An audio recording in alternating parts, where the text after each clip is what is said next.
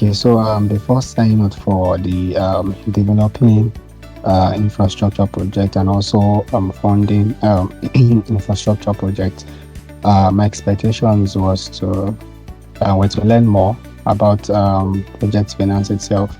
I see that in Nigeria, and generally, Nigeria is a land of infrastructure. There are a lot of infrastructure opportunities, and we've had several opportunities right in that space, right? But one thing remains very key: building the required skill set necessary to not just develop the infrastructure project to bankability, but also provide financing structure that meets the various needs of those project or infrastructure. So these opportunity, as it were, led to the drive to upskill in that area. The course started from the grassroots level, right? Started from defining project finance, the different project parties, the talking about the different parties to the project, the risk, the structure, the different finance scheme, available to different kinds of projects.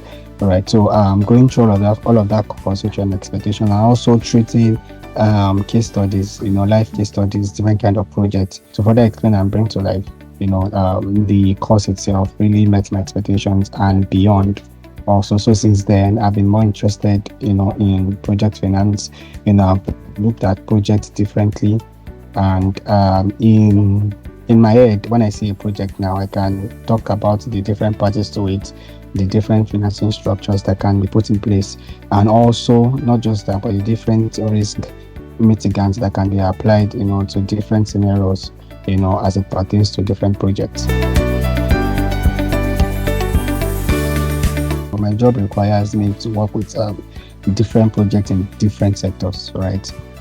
More especially in the telecom sector, right? And from what I've learned, taking the developing infrastructure projects and financing infrastructure projects, I've come to see the different risk associated, with not just constructing, not just during the construction phase, but also the marketability phase, where the project comes to life and is expected to generate revenues, to pay back, what is being owed, because in project finance, usually there is limited or no recourse, to the promoters of the project themselves. So the project should be able to pay back, the facility that is being borrowed, right? So there are different kinds of risks that were touched on, especially the currency risk, whereby the financing required is in dollars, but the business generates local revenue or generates local currency, right? So I've learned different kind of risk techniques that can be applied in that case,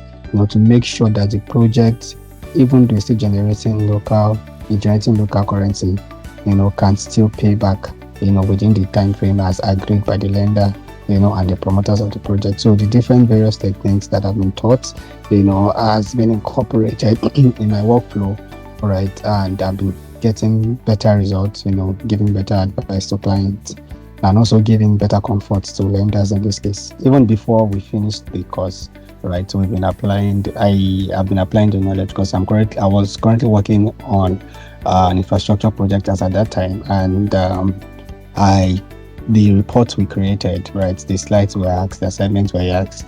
I used part of the transactions then for most of the assignments I did, and corrections were given, feedbacks were given, and it has been applied, especially looking at the project parties involved, the structure visually, right? And also looking at term sheets, right? Reviewing terms, under term sheet and facility agreements. Also broadening my understanding, right, in the areas of negotiating and also communicating, right, to the client also. So it has been very good and very helpful.